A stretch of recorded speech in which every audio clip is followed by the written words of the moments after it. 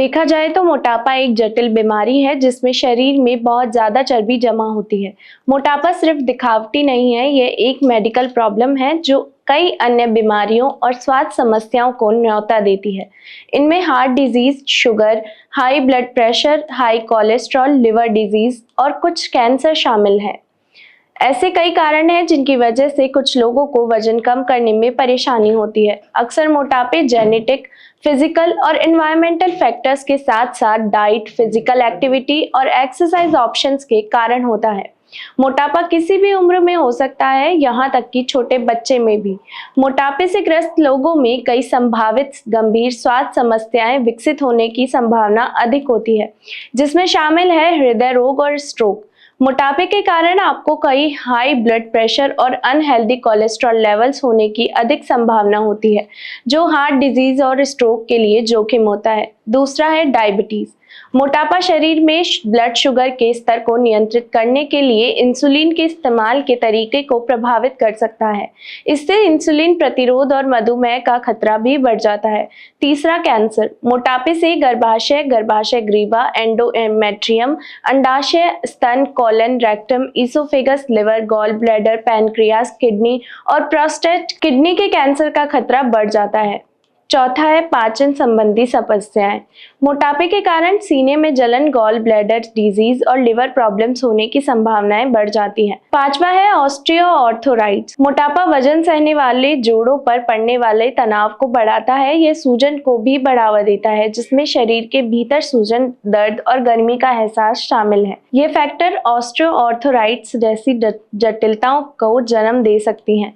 छठा, fatty liver रोग।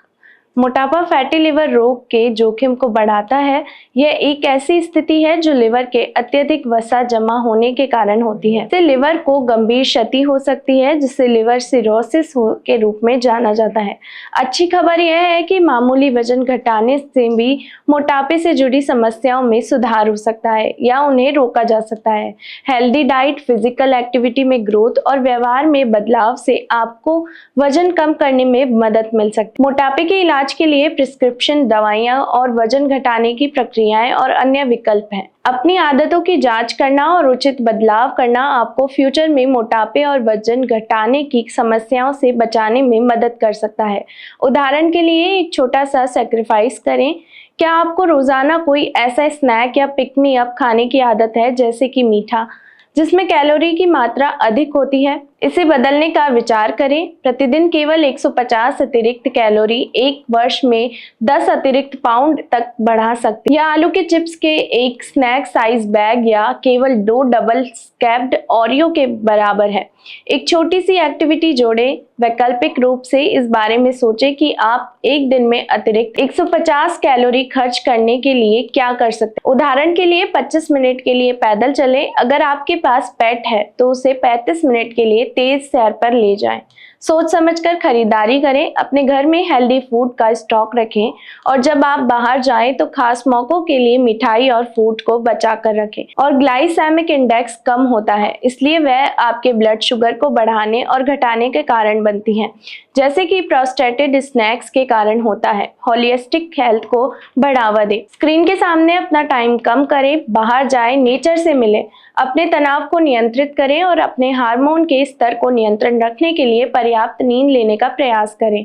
अपने प्रयासों से आपके वजन पर प्रभाव पड़ता है, इस पर ध्यान देने के बजाय सकारात्मक बदलाव और स्वास्थ्य गतिविधियों पर ध्यान दें।